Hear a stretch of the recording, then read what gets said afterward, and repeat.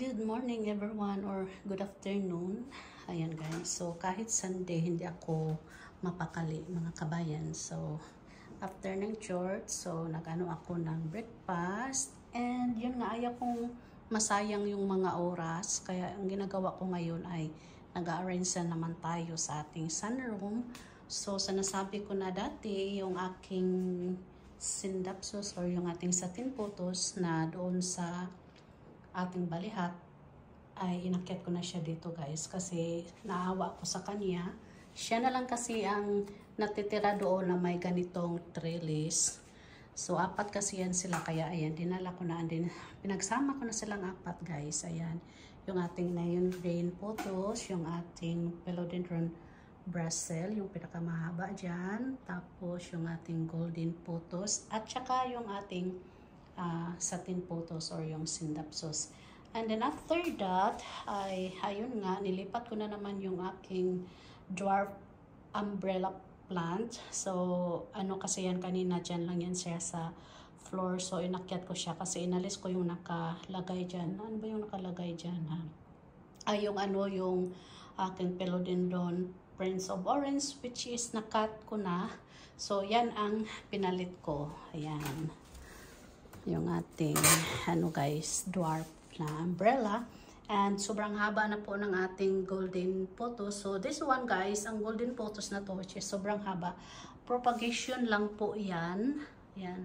So pinilagay ko dyan at least mayroon siyang ano, kakaibang design. So propagation yan from here. So ito talaga yung pinaka mother niya guys. Yan ang ating mga golden photos, kung ilan yung mga golden photos natin dito. So, yan siya, propagation na din. Ganyan siya kahaba. So, hindi ko muna kinat yung vines, yung sobrang haba. Pinaano ko lang siya dito. Inatouch ko lang siya dyan sa ating Monstera Deliciosa, guys. Para mayroon ding mag-itchos-itchos. Ayan. So, may binaba akong mga plants. Then, may inakyat din ako mga plants. So, like this one. Yung aking aglaonema na Lady Valentine or Lady Valentine. Valentine or Valentine. Ayan. So, bahala na kayo kung ano ang prepared yung tawag sa kanya. So, inakyat ko siya dyan. And then this one, look at that one guys. Yung aking makuyana na nandoon din sa balihat na sobrang lush na talaga niya guys. So, nangihinayang ako kasi hindi siya masyadong nakikita doon. Walang nakakapansin sa kanya, kundi ako lang. So, ang ginawa ko is, ayun, binitbit ko siya dito guys. Kinarga ko siya, hindi naman siya masyadong mabigat. Carry naman yung ano niya guys, bigat niya. So, yan yung ating ganap. And then this one, ito yung ating Chinese money plant na umabot na sa ceiling. And then pinugot ko guys. So, may ano na siya, bagong pausbong na siya dyan. Ayan. So, hindi pa masyadong nakikita. So, ang gagawin ko ngayon is lilinisin ko itong ating makuyana guys. Kasi marami na siyang mga dried leaves under dyan sa gitna.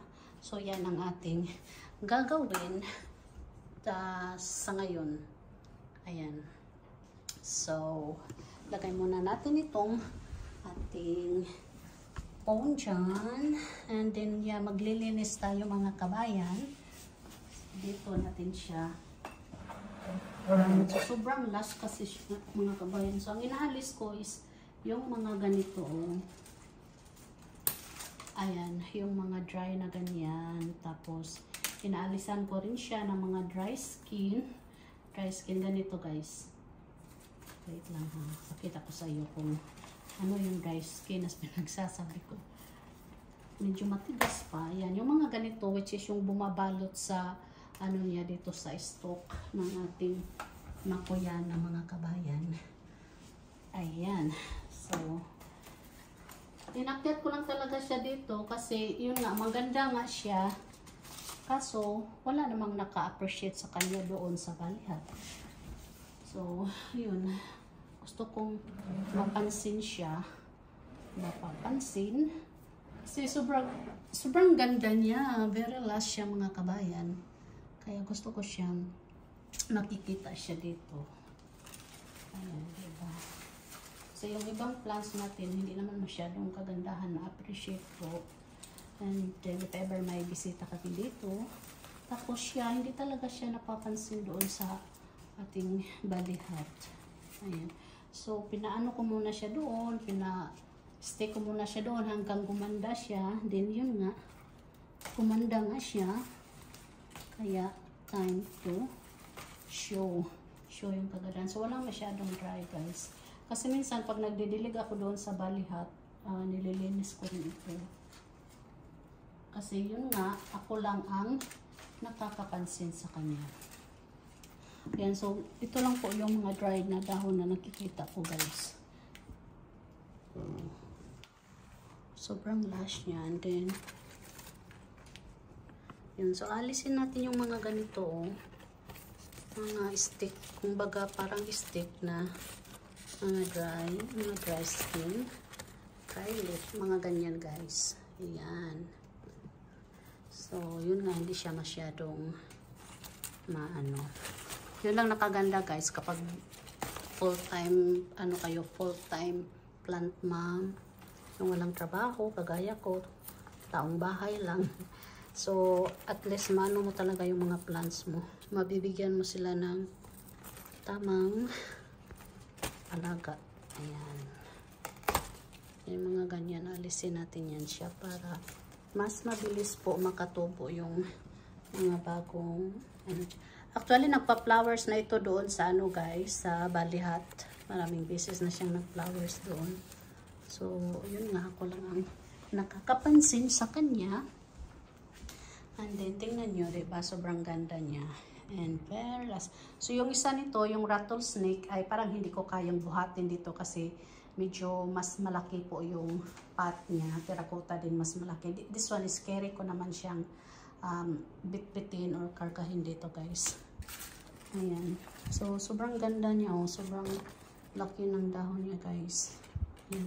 So, never pa ako nag-propagate nito. Kasi, yung mga kalateya, kasi pag nag-propagate ka, guys, by kasi siya, by yung alisin mo talaga siya sa pot. Yun nga, matagal siyang ganyan. So, dito lang po muna yung aking no edit vlog kasi ayusin ko yan and then may iakyat pa akong plants para ma-balance po yung aking plant track dyan, guys. Ayan, and then this one also sobrang ganda ng ating peperomia na trailing peperomia, guys. Variegated trailing peperomia. Ayan. So, ang lang nito, kasi kapag ilagay mo siya sa guys, sa madilim, na walang liwanag, madilim, kaya nga walang liwanag, diba? Ang mangyayari is, hindi mo siya makikitaan ng ganito, yung variation na ganyan, white, tsaka green or cream. So, ang mangyayari sa kanya is, magiging green siya lahat. Kasi mayroon akong ganito, na tumubo siya from here also. As in, isang dahon lang, tumubo siya doon sa aking tricolor na jade plant. And then yun, nagiging green po siya, guys. So this one is, siya, exposed siya sa bright. Very bright. Kasi nga, nandito sila sa ating sunroom. And then, ganyan po yung ating outside. Ayan. And then here, yung ating marble na propagation din, guys. Ayan. Oops, sorry. Yan, yung ating marble na propagation. Pagdating dito sa baba, nawala na yung variegated. So, hopefully, babalik siya. Puputulin natin yan siya. Then, mayroon din tayo ditong mga propagation ng ating photos na nakaharap doon sa ating hagdanan. Ayan.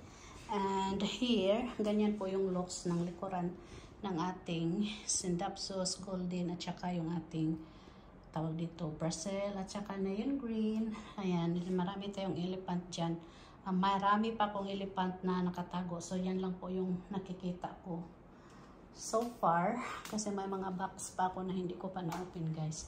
So, by the way, ito po yung peperomia na Roca Verde na ginawa ko last day or kahapon. Ayan, so dito ko na siya nilagay sa hanging. Nakahang na siya, guys. Dati nakahang siya, pero yung pot niya is yung plastic pot pa rin na nursery pot. Then sa macrame siya nakahang kasi may nilagay akong saucer para if ever magdilig is hindi po tatagos yung water. But this one kasi kapag mga ganitong pot, mayroon po siyang guys, kumbaga self watering. So hindi ka mag-worry as long as hindi mo pupunuin, so hindi talaga lalabas yung water. And then, hinaano ko lang yan siya, ginaganyan ko lang. If ever mabigat, so may tubig pa dyan. Pero pag magana, ayun na, wala na siyang tubig. So, nung hindi ko pa siya nilagay dyan, dito po yan siya nakapatong. Ayan.